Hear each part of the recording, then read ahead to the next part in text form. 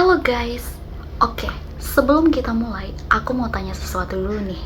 Pernah gak sih kalian punya mimpi yang kelihatannya terlalu besar?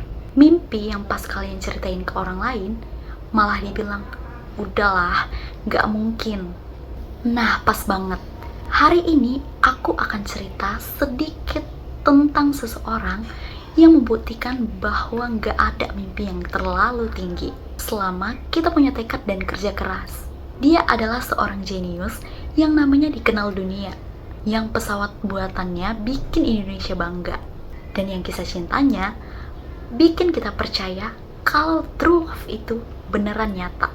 Kenalin, aku Jessica Apriani Utasoid, mahasiswi bisnis digital, dan ini kisah luar biasa dari B.J. Habibie. Pernah gak sih kalian ngebayangin ada seorang bocah kecil di Indonesia yang hobinya itu bukan main layangan, main bola, ataupun main kelereng, tapi dia malah suka banget bongkar pasang jam waker. Dan gak cuma itu, dia juga suka banget bikin pesawat-pesawatan dari kertas, sambil ngebayangin suatu hari nanti dia bisa bikin pesawat beneran. Tapi siapa sangka, anak kecil ini beneran tumbuh menjadi orang yang paling dikenal di seluruh dunia. Karena kejeniusannya dan cintanya romantis banget, dan bahkan dia sempat jadi presiden di Indonesia yang di masa yang paling krisis. Yap guys, ini bukan cerita fiksi. Ini adalah kisah luar biasa dari pejuang sejati ikon Indonesia B.J. Habibie. Mari kita balik ke tahun 1936 di sebuah kota kecil di Sulawesi Selatan namanya Parepare. Disinilah seorang bayi laki-laki bernama Baharudin Jusuf Habibie lahir ke dunia.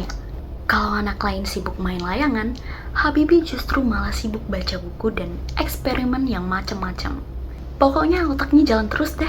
Kelihatannya kayak bocah aneh kan? Mungkin. Tapi justru keanehannya itu yang membuat dia beda dari anak-anak seumurnya. Tapi ya namanya hidup, gak selalu manis. Waktu Habibie berusia 14 tahun, dia kehilangan ayahnya. Itu pukulan yang sangat berat baginya. Tapi justru dari situ, dia berjanji ke dirinya sendiri. Aku akan jadi orang besar. Aku akan bermanfaat bagi dunia. Fast forward beberapa tahun setelah lulus SMA, Habibie mendapatkan beasiswa untuk melanjutkan pendidikannya belajar teknik penerbangan di Jerman. Tapi guys, kuliah di Jerman itu gak main-main. Bayangin aja, dia harus belajar teknik sekelas dewa di negeri orang pakai bahasa asing pula. Di sana dia bukan hanya sekedar mahasiswa biasa. Dia belajar kayak orang gila. Tidur cuma 4 jam sehari, dan dia berhasil menemukan teori baru yang mengubah dunia penerbangan. Yap, kalian pasti tahu, Craig Progression Theory. Karena teori inilah yang membuat dia sampai sekarang dijuluki sebagai Mr. Craig. Ini adalah sebuah teori yang bikin pesawat lebih aman dan gak gampang retak pas di udara. Pertama kali teorinya ini dipakai oleh Boeing dan Airbus. Bayangin, seorang anak Indonesia bisa bikin dunia penerbangan jadi lebih maju. Tapi dibalik kejeniusannya, ada satu hal yang selalu bikin hatinya tenang. Siapa lagi kalau bukan Ainun? Mereka kenal sejak kecil, lalu menikah, dan hidup susah bersama di Jerman. Ainun bukan cuma istri bagi Habibie, tapi juga sahabat, teman diskusi, dan bahkan satu-satunya orang yang bisa bikin Habibie sejenak melupakan dunia mesin dan rumusnya. Habibie pernah bilang, Ainun adalah mata saya. Tanpa Ainun, saya buta. Jujur, pasangan ini tuh benar-benar relationship goals. Siapa sih yang gak mau punya pasangan kayak Habibie? Dan siapa sih yang gak mau jadi Ainun? Dan bayangin ya, mereka bertahan bareng dari awal hidup susah sampai sukses di zaman bersama. Sampai akhirnya Habibie menjadi orang yang hebat, yang dikenal oleh seluruh dunia. Singkat cerita, setelah sukses di Jerman, dia bisa aja kan memilih untuk tetap tinggal di Jerman. Tapi tidak. Dia memilih untuk pulang. Dia ingin membangun industri penerbangan di Indonesia. Karena dia percaya bahwa bangsa ini punya potensi. Saat banyak orang yang meragukannya, dia cuma bilang, kalau bisa dibuat di negara lain, kenapa tidak bisa dibuat di negara sendiri? Dan dia benar-benar membuktikannya. Dengan menciptakan pesawat pertama buatan Indonesia. Kalian pasti tahu. Namanya N250 Gatot Kaca.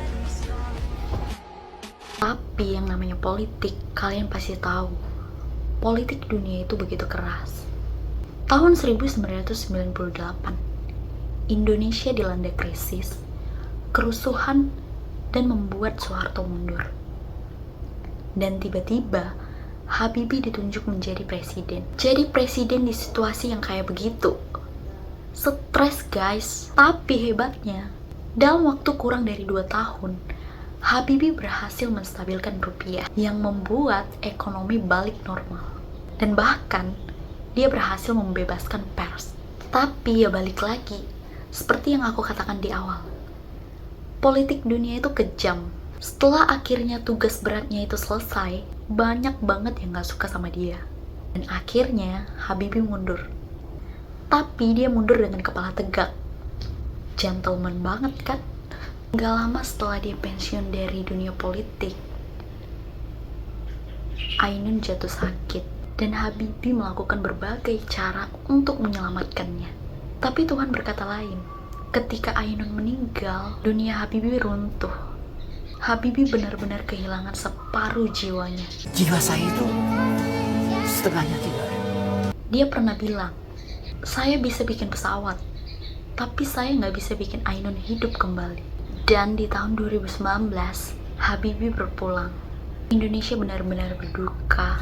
Indonesia benar-benar kehilangan putra terbaiknya. Tapi warisannya tidak akan pernah mati. Pesawatnya, ilmunya, dan cintanya pada Indonesia akan selalu dikenang sepanjang masa. Kisah B.J. Habibie ini sebenarnya bukan hanya cerita tentang kejeniusannya, bukan hanya sekedar cerita tentang jenius, tapi ini juga adalah cerita tentang mimpi, kerja keras, dan cinta yang gak akan ada habisnya. Dari anak kecil di Parepare, jadi ilmuwan dunia, jadi presiden, dan akhirnya jadi legenda. Seperti kata Habibie, jangan pernah berhenti bermimpi, karena mimpi adalah awal dari segala sesuatu. Nah, jadi guys, kalau kalian punya mimpi, kejar habis-habisan. Siapa tahu kalian bisa jadi Habibie di bidang kalian sendiri. Tidak ada gunanya Anda IQ-nya tinggi, tapi pemalas. Tidak memiliki disiplin, forget it. Yang penting adalah Anda sehat, mau berkorban untuk masa depan yang lebih cerah. Dan Anda konsisten, bekerja keras, berdisiplin,